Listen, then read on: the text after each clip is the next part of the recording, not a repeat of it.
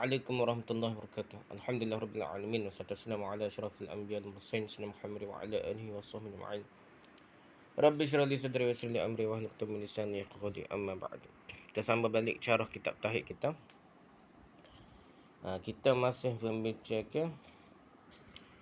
sabar dalam bab sabar okey. Kita sambung balik matan seterusnya. Dalil-dalil digunakan dalam berhujah dalam bab sabar ni lah. Al-Qamah. Tafsir Al-Qamah 12. Dia adalah Qais bin Abdullah An-Nakhai Al-Kufi dan dia merupakan kibarut tabi'in. Al-Qamah ni. Al-Qamah berkata menafsirkan ini, huwa ar-rajulu tusibuhul musibah fa ya'lamu annaha min 'indillah fa yarda wa yusallim. Iaitu orang ketika ditimpa musibah dia meyakini bahawa itu semua dari Allah, maka dia pun redha dan pasrah. Ketika timpa musibah yakin semua musibah tu, semua perkara yang berlaku itu dari Allah, maka dia pun redha dan pasrah. Rujuk hadis riwayat Bahaqi, Syu'abul Iman, Sunan Kubra nombor 7214. Sunan Bahaqi dah. Syarah, tingkatan seorang tak kala mengalami musibah ada dua. Darajat Sadiqin Ibn Qayyim jilid 1 ayat 30 hingga 132. Jadi tingkatan dia ada dua dah. Pertama adalah sabar. Sebagaimana telah disebutkan bahawa yang dimaksudkan sabar adalah seorang menahan hatinya dari su'uzan, berburuk sangka kepada Allah. Atau apa penting sekali. Sabar maksud utama dia tahan hati dari buruk sangka kepada Allah. Barulah pergi hal lain, menahan lisannya dari berkata-kata yang tidak diridai oleh Allah. Itu sampingnya. Startnya hati biar betul dulu.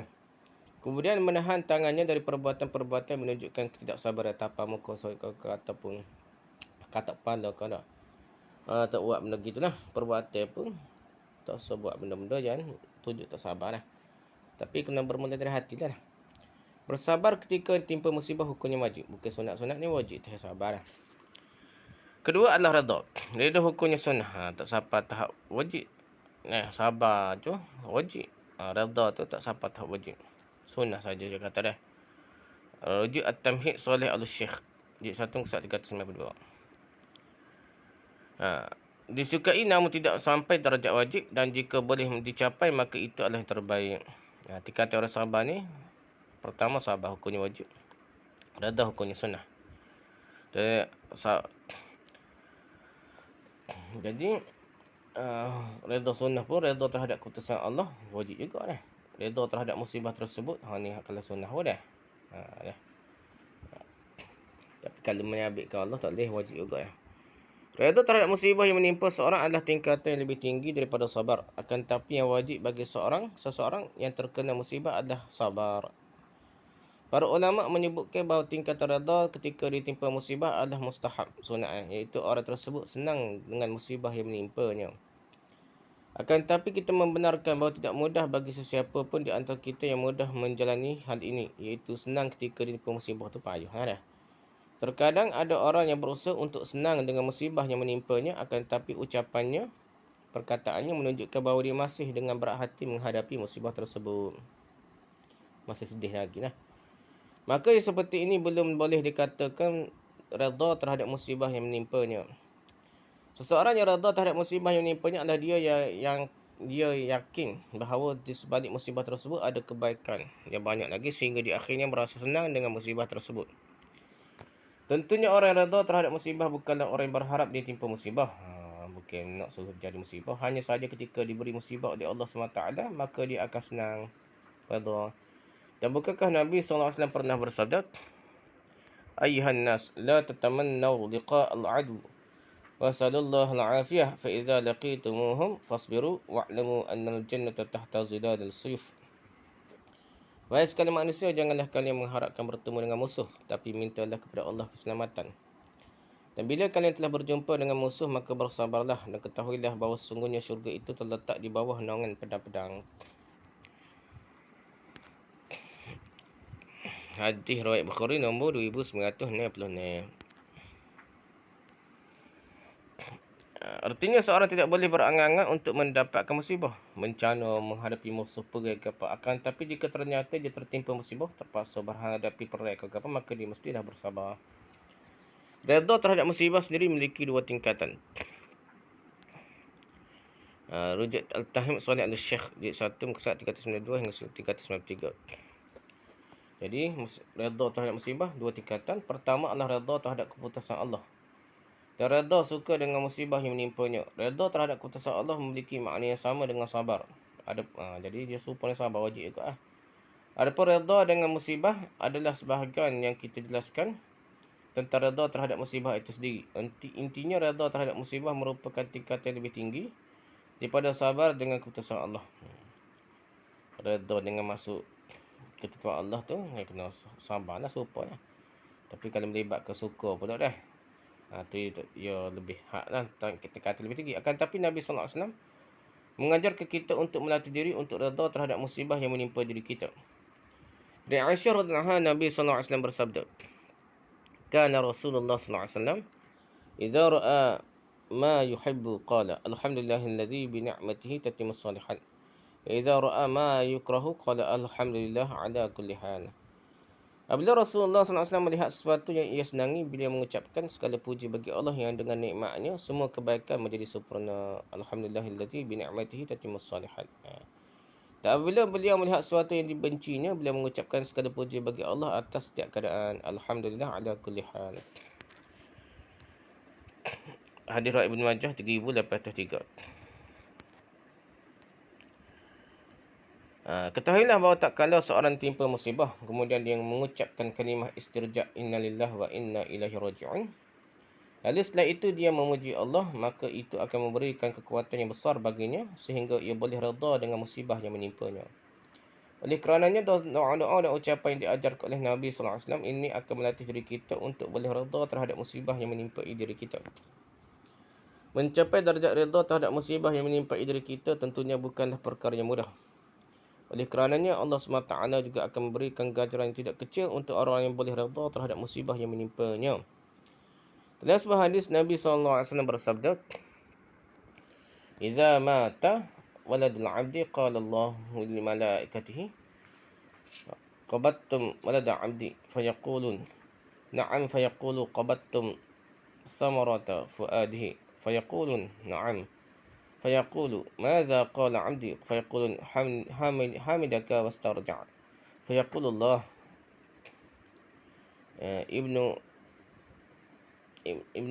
li abdi baitan fil jannati wasamuhu baitul hamdi." Jika anak seseorang hamba manusia meninggal dunia, Allah berfirman kepada para malaikatnya, kalian telah mencabut anak hamba-Ku. Mereka menjawab, ya. Allah berfirman, kalian telah mencabut buah hatinya. Mereka menjawab, ya. Allah bertanya, apa yang dikatakan hamba-Ku? Mereka menjawab, dia memujimu dan mengucapkan kalimat istirja'. Innalillahi wa inna ilaihi raji'un. Allah berkata, bangunlah untuk hamba-Ku itu satu rumah di syurga dan berilah nama dengan Baitul Hamd. Baitul Hamd. Hadirat Tirmizi dan Al-Albani mengatakan hadis ini hasan. Ya dah 19 hadis hasan. Inilah di antara balasan Allah SWT bagi orang yang redha terhadap musibah yang menimpanya. Dia tidak hanya sekadar bersabar dengan musibah tersebut, akan tapi lebih daripada itu dia memuji Allah yang menunjukkan bahawa dia redha dengan musibah yang menimpanya. Hujah lain, dalil yang lain pula pasal sabar ni. Diriwayatkan dalam Sahih Muslim dari Abu Hurairah radhiyallahu bahawa Rasulullah SAW bersabda, isnatani fin nas huma bihim kufrun, at-ta'nu fis nasabi wan niyahatu 'alal mayyit. Ada dua hal yang ada pada manusia yang menjadikan mereka kafir, mencela nasab keturunan dan meratapi mayat. Kata kafir sini. Hadirat Muslim ni kuat dah. At-ta'nu fin nasab wan niyah 'alal mayyit. Celah nasab keturunan dan meratapi mayat boleh jadi kufrun. Syarah hadis ini menyebutkan tentang dua perkara dosa yang disebutkan oleh syariat dengan perkara kekufuran. Dosa tak hak kufur tapi sebut sampai perkara kufuran. Akan tapi perlu diketahui bahawa kufur yang dimasukkan di sini bukanlah kufur akbar, melainkan perkara ini termasuk kufur asghar. Tak sampai kafir sungguhlah. Dosa sangat besar lah. Ini panggil kufur asghar. Kerana sering dalam syariat tak kala mendatangkan kalimah kufur dengan tanwin kufrun, tanwin. tanpa alif lam ni, tanpa alif lam, al-kufru tidak lah. Ni kufrun. Maka maksudnya adalah kufur asghar, bukannya kufur akbar. Kufur asghar adalah perbuatan dosa besar namun tidak sampai mengeluarkan pelakunya dari Islam. Rujuk Tam Al-Tahim Salih Al-Syekh jilid 1 muka surat 392 hingga 394. Dua perkara kufur yang disebutkan dalam hadis ini antara lain, pertama dipanggil at-ta'nu fin nasab, mencela nasab keturunan lah. Dah kita singgung pada bab-bab sebelumnya bahawa yang dimaksudkan dengan at-ta'nu fin nasab itu ada dua perkara lah. Pertama, meragukan nasab seseorang yang lain lah. Contoh dalam hal ini adalah kita meragukan bahawa si fulan berasal dari suku atau kabilah tertentu. Mungkin keturunan Melayu lah, keturunan Komin hingga apa dah. Dan kita mengatakan bahawa si fulan hanya mengaku-ngaku bahawa dia berasal dari suku atau kabilah yang dia utarakan sahaja. Perkara semacam ini adalah hal yang tidak diperbolehkan. Tidak boleh seorang meragukan nasab keturunan orang lain kecuali ada keperluan tertentu sehingga kita mengharuskan agar orang tersebut mendatangkan bukti dari pengakuannya terhadap nasab keturunannya. Benar apa dah ajar sesat ke apa boleh lah. Cek molek. Oleh kerana penulis mengingatkan bahawa jika ada seorang yang mengaku bahawa dia keturunan fulan bin fulan atau dia berasal dari suku atau kabilah tertentu, maka kita membenarkan pengakuannya secara zahir, kita terima lah dulu dah. Adapun terkait keburukan akhlak seorang, maka kita tidak boleh berkaitkannya dengan nasabnya. Cukuplah celaan kerana sifatnya untuk dirinya dan bukan kerana nasab keturunannya dah. Kalau dia sesak ke jadi sesak ke apa, tak boleh tuduh keturunan dia, nak keturunan Habib kau tuduh dia. Bukan masalah keturunan ni. Masalah orang itu dia sendiri cari pasal dah.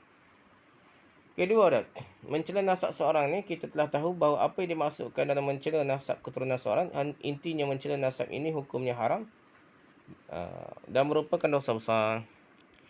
Yang kedua ni, kata kufur ni an-niyah 'alal mayyit, meratapi mayat.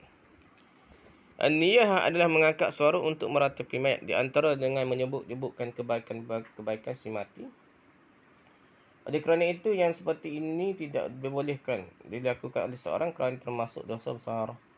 Oleh kerana yang Nabi SAW bersabda, an-niyahatu idza lam tatub qabla mautiha tuqamu yawmal qiyamati wa 'alaiha sirbalun min qatiran dir'un min jarabin. Orang yang meratapi mayat jika ia belum bertaubat sebelum meninggal dunia, maka pada hari kiamat ia akan dibangkitkan dengan memakai baju yang berumuran dengan cairan tembaga serta mental yang membuatnya gatal. Pakaiannya yang batal lah. Selimut gatal lah. Baju pula berumuran dengan cairan tembaga. Hadis riwayat Muslim.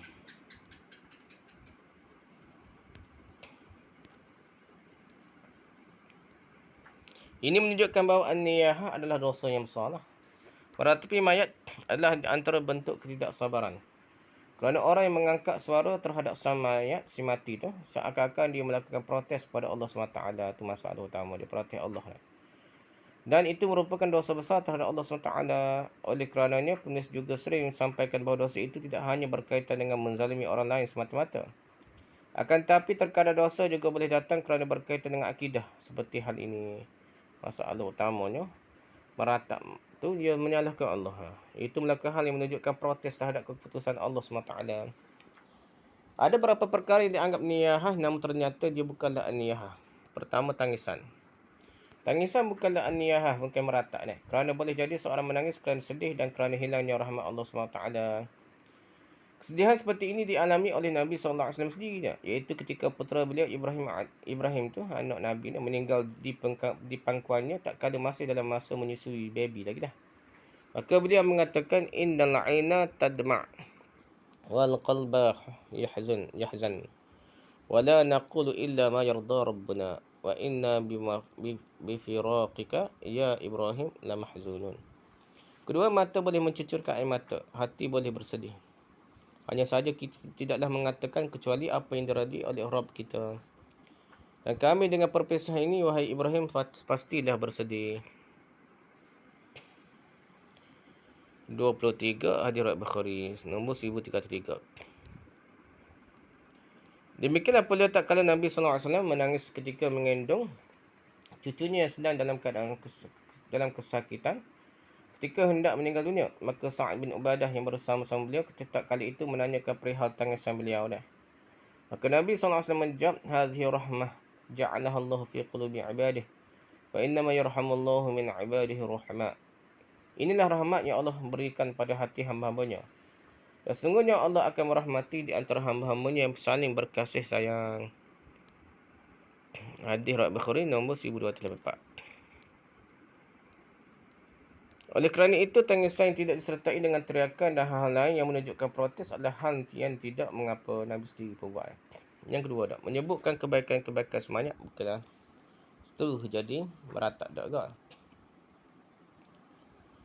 Para ulama mengatakan bahawa menyebutkan kebaikan-kebaikan mayat si mati tanpa disertai dengan ratapan dan mengangkat suara maka bukanlah termasuk dari an-niyahah, bukan termasuk merataplah. Dan hal semacam ini seperti yang Fatimah radhiyallahu anha katakan tak kala ayahnya Nabi sallallahu alaihi wasallam meninggal dunia, dia berkata, "Ya abatahu ajaba rabban wa da'ahu, ya abatahu man jannatul firdausi ma'wahu, ya abatahu ila jibril nan'ahu." Wahai ayahku yang telah memenuhi panggilan Tuhannya, wahai ayahku yang syurga Firdaus adalah tempat kembalinya, wahai ayahku yang kepada Jibril AS kami beritahukan kematiannya. Jadi dia tidak nampak protes Allah lah dah. Hadis riwayat Bukhari nombor 4462.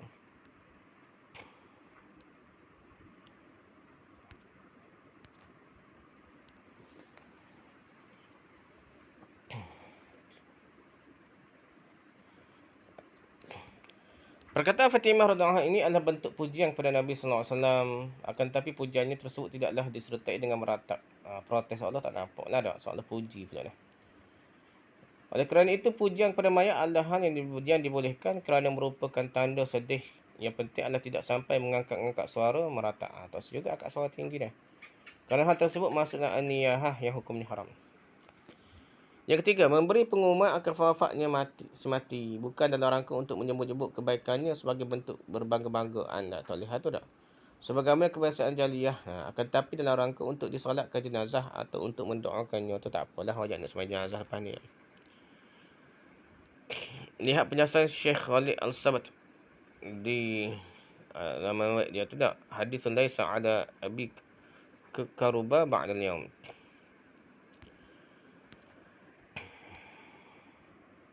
Matan lah, hadis lain pula, hujah lain dalam bab sabar ni. Imam Bukhari dan Imam Muslim meriwayatkan dari Ibnu Mas'ud radhiyallahu secara marfu' bahawa Rasulullah sallallahu alaihi wasallam bersabda, "Laisa minna man darabal khudud wa syaqqal jub wa da'a bi da'wal jahiliyah."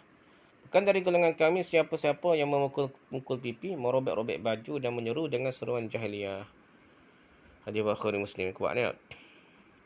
Syarah kata laisa minna, bukan dari golongan kami, maksudnya adalah bukan orang yang beriman dengan iman yang sempurna. Ibnu Taimiyah rahimahullah mengatakan bahawa kata laisa minna menunjukkan bahawa perkara yang disebutkan setelah itu adalah perbuatan dosa besar. Laisa minna tu bukan mestinya kafir dah. Tapi maksudnya dosa besar dah. Ini kaedah ulama buat dah. Berdasarkan istiqra' daripada banyak dari hadis lah. Ibnu Taimiyah berkata, wa kadzalika kullu dhanbin tu'ida sahibuhu bi annahu la yadkhulul jannata wa la yashummu raihatal jannah wa qila fihi man falahu falaysa minna wa anna sahibahu asimun. Fahadhihi kulluha minal kabair.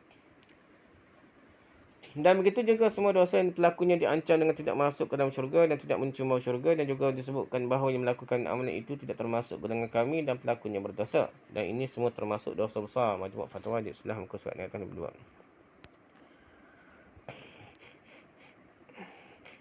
Oleh kerana itu, di antara dosa besar adalah seorang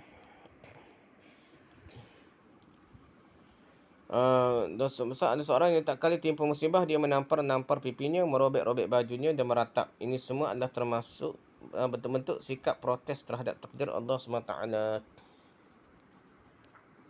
Islam mengajarkan umatnya untuk tidak menunjukkan sikap protes terhadap keputusan Allah SWT yang di antaranya adalah inniyahah, meratap. Berbeza dengan agama-agama lain, bahkan di antara mereka berlomba-lomba dalam meratapi mayat.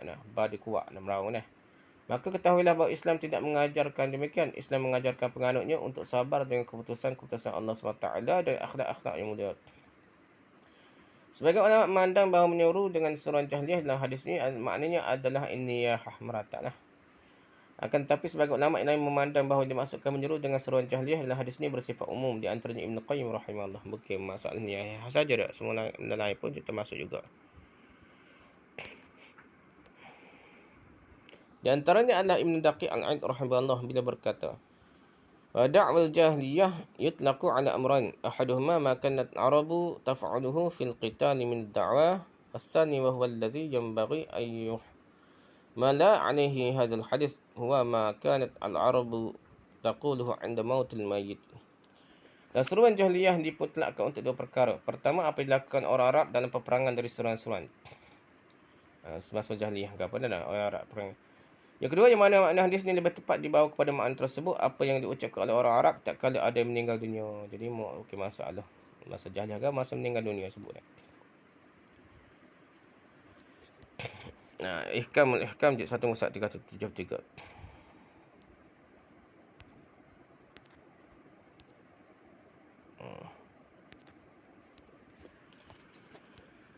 Ibn Qayyim berkata lagi dah, wa minha ad-du'a'u bi da'wal jahiliyah wa ta'azzi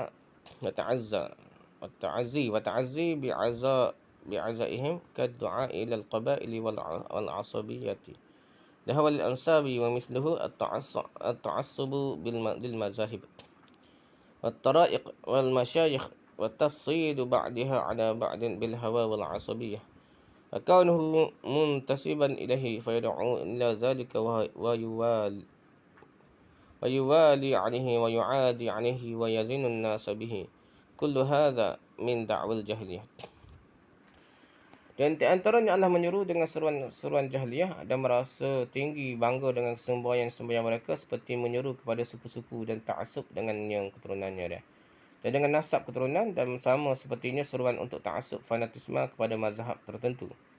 Dan tarekat-tarekat kelompok agama tertentu dan ta'assub pada masyayikh guru, syekh ulama tertentu. Dan mengunggulkan satu dengan yang lainnya berlandaskan hawa nafsu dan ta'assub fanatisme saja. Dia aku, ya betul belaka, orang lain salah belaka. Dan kerana ia menisbatkan diri kepadanya, maka ia menyeru kepada hal itu dan berloyalti kerananya dan memusuhi kerananya dan mengukur manusia dengannya, dengan teguh dia lah. Dan ta'assubnya. Dan semua itu termasuk seruan jahiliyah. Zadul Ma'ad Ibn Qayyim jilid 2 muka 31.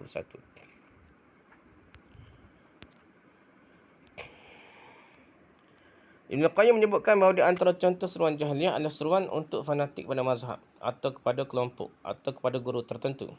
Sehingga mereka membangun al-wala' dan al-bara' di atas mazhab, kelompok atau gurunya. Artinya mereka membangun al-wala' dan bara' selain di atas landasan Al-Quran dan Sunnah.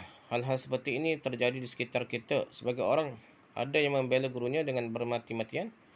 Sehingga yang mencela gurunya akan dianggap musuh dan yang ikut membelanya dianggap kawan.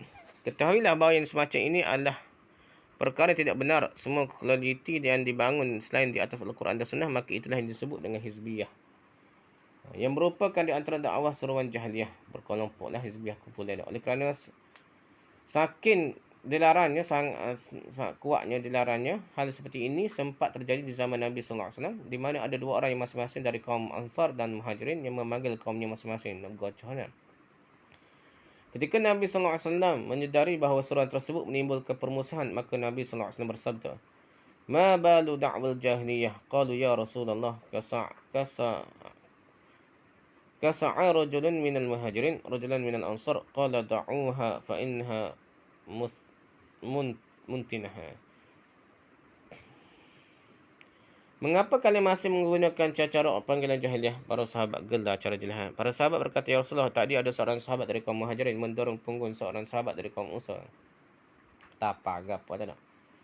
Lalu Rasulullah bersabda, tinggalkanlah panggilan dengan cara-cara jahiliyah. Kerana yang demikian itu baunya busuk menimbulkan efek yang buruk. Cara pasal puk ni. Sokong ke puk, bukan betul salah ni. Hadirat Muslim nombor 2534. Oleh kerana itu, sebagai penuntut ilmu terjebak dalam hal seperti ini, di mana mereka membangun al-wala' dan bara' di atas guru atau kelompoknya. Akhirnya mereka menyukai apa yang disukai oleh guru dan atau kelompoknya, geng dia, dan membenci apa yang dibenci oleh guru atau bahkan tidak jarang kerana al-wala' bara' yang dibangun di atas guru dan kelompok akhirnya membuat seorang menyikapi saudaranya sang muslim seperti orang kafir ni. Bahkan boleh jadi lebih buruk daripada orang kafir ni. Kerana taksub terguru lah tak? Maka perlu untuk kita ingatkan bahawa hal semacam ini adalah di antara seruan-seruan jahiliyah yang mesti kita tinggalkan kerana di antara bentuk dosa-dosa besar. mata seterusnya. Diriwayatkan dari Anas bin Malik radhiyallahu bahawa Rasulullah sallallahu alaihi wasallam bersabda, "Idza aradallahu bi'abdihi al-khaira, ajjala lahu al-uqubata fid dunya. Idza aradallahu bi'abdihi asy-syarra, amsaka anhu bi dhanbihi hatta yuwafiya bihi yaumal qiyamah." Allah menghendaki kebaikan pada hamba-Nya, maka Allah menyegerakan hukumannya di dunia. Dan apabila Allah menghendaki keburukan pada hamba-Nya, maka Allah menahan dosanya sehingga dia terima kelak di hari akhirat, di hari kiamat balasan dosa dia. Beratlah. Hadis At-Tirmizi. Syarah hadis ni memberikan faedah kepada kita bahawasanya musibah yang menimpa adalah salah satu bentuk hukuman yang menimpa seorang hamba yang di mana musibah tersebut boleh menggugurkan dosa-dosanya. Maka semakin banyak musibah yang menimpa seorang, maka semakin banyak pula dosa-dosa yang digugurkannya. Sungguh yang banyak menyebabkan masalah bagi seorang hamba baik di dunia, di alam barzakh, bahkan di akhirat adalah kerana dosa-dosanya. Tangguh dunia sekal, tangguh alam barzakh kan? Beratlah, akhirat lagi berat. Bila bicara tentang dosa, maka banyak sebab yang boleh menyebabkan seorang memiliki dosa. Di antaranya dosa boleh disebabkan dari mata, boleh disebabkan dari lisan, boleh disebabkan dari badan, anggota tubuh badan, dan boleh disebabkan dari hati. Sesungguhnya kita tidak terlepas dari salah satu dari dosa-dosa ini. Oleh kerananya dalam sebuah hadis kursi Allah SWT firman, "Ya ibadi innakum tukhti'un bil-laili wan-nahar wa ana aghfiru dzunuba jami'a fastaghfiruni aghfir lakum." Wahai hambaku, kamu sekalian senantiasa berbuat dosa pada malam dan siang hari, sementara aku akan mengampuni segala dosa. Oleh kerana itu mohonlah keampunan kepadaku, nescaya aku akan mengampunimu. Hadis riwayat Muslim nombor 2577. Siapa di antara kita yang selamat dari dosa setiap harinya? Tidak ada yang boleh selamat dari dosa mata di zaman sekarang. Yang menonton melalui YouTube akan melihat hal-hal yang menyebabkan dosa. Dengan ceramah ada juga ngepek dia. Menonton berita televisyen juga akan memberikan dosa kerana melihat banyak aurat wanita. Terlebih lagi yang menonton di bioskop, pasti tontonannya mengandungi dosa. Demikian pula dosa lisan, sangat susah untuk kita menghindari hal yang satu ini. Ada yang kita ucapkan pada isteri kita terkadang mengandungi dosa.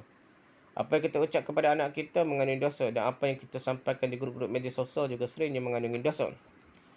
Demikian pula jika kita mencuba untuk introspeksi dosa-dosa dari hati kita, tentu tidak ada di antara kita yang selamat dari dosa dengki, dosa hasad, suudzon, sangka buruk pada orang lain, sombong dan banyak penyakit hati lainnya yang tidak kita sedari. Dan Allah SWT berfirman, "Ya'lamu kha'inatal a'yun wa ma tukhfi sudur." Dan dia, yang Allah mengetahui pandangan mata yang khianat dan apa yang tersembunyi dalam dada. Surah Ghafir ayat 19. Oleh kerana itu, kita mesti sedar bahawa setiap harinya kita melakukan dosa. Terlebih di zaman sekarang yang sumber-sumber dosa sangatlah banyak, bahkan tidak jarang di antara kita yang mendatangi sumber-sumber dosa tersebut. Dosa-dosa adalah sebuah masalah kerana kata para ulama bahawa dosa-dosa itu pasti memberikan pengaruh pada hati dan diri seseorang. Dampak yang paling kecil dari dosa adalah hati menjadi hitam. Atau kesan bahaya dia nak.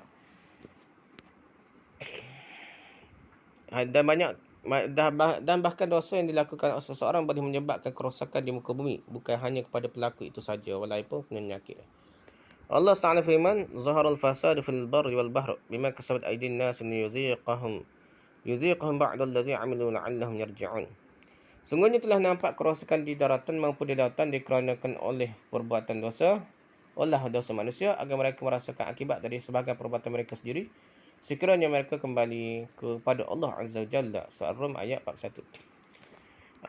Abu Bakar radhiyallahu anhu meriwayatkan dari Rasulullah sallallahu alaihi wasallam, Innan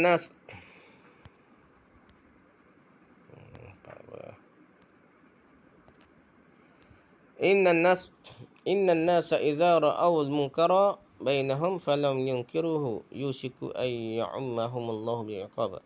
Sungguhnya manusia jika mereka mengetahui kemungkaran di sisi mereka, namun mereka tidak mengingkarinya, dalam riwayat Abu Daud dengan lafaz mereka tidak merubahnya. Dikhawatirkan oleh Allah Azza wa Jalla menimpakan pada mereka semua dengan azab. Hadis Ahmad, Abu Daud nombor 4338. Ibn Qayyim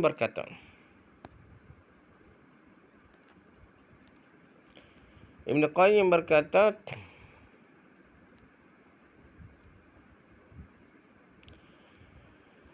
min asariz dzunubi wal ma'asi أنها تحدث في الأرض أنواعا من الفساد في المياه والهواء والزرع والثمار والمساكن. Dan di antara akibat dari dosa dan maksiat adalah ia menyebabkan bermacam-macam kerosakan di muka bumi, baik pada air, udara, tanaman, buah-buahan dan tempat tinggalan. Adat wa dawat. Muka surat ni tepat.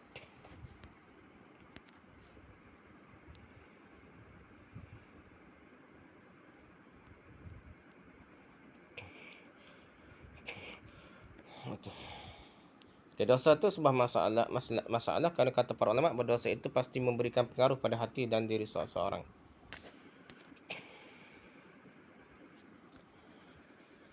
Okay, dampak kesan yang paling kecil dari dosa adalah hati menjadi hitam. Sebagaimana sabda Nabi SAW, terikai orang yang melakukan dosa. Innal 'abda idza akhta'a khati'atan nukitat fi qalbihi nuktatan sauda. Fa idza huwa naza'a wastaghfara wa taba sukila qalbuhu wa in 'ada zaida fiha hatta ta'luwa qalbuhu. Seorang hamba apabila melakukan satu kesalahan maka titikkan dalam hatinya sebuah titik hitam. Titikkan hati titik itu lah.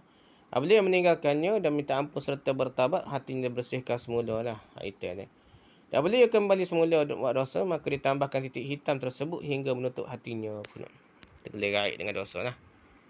Hadis At-Tirmizi nombor 2334. Seseorang yang melakukan dosa maka hatinya akan diisi dengan titik hitam sedikit demi sedikit hingga akhirnya dia susah untuk khusyuk, semakin malas beramal soleh dan banyak keburukan yang timbul setelahnya. Kerana keburukan biasa akan mendatangkan keburukan setelahnya. Dia sambung-sambunglah. Allah SWT firman, "Falamma azagha Allah qulubahum wallahu la yahdil qaumal fasiqin." Maka ketika mereka berpaling dari kebenaran, Allah memalingkan hati mereka dan Allah tidak memberi petunjuk pada kaum yang fasik. Surah As-Saff ayat 5.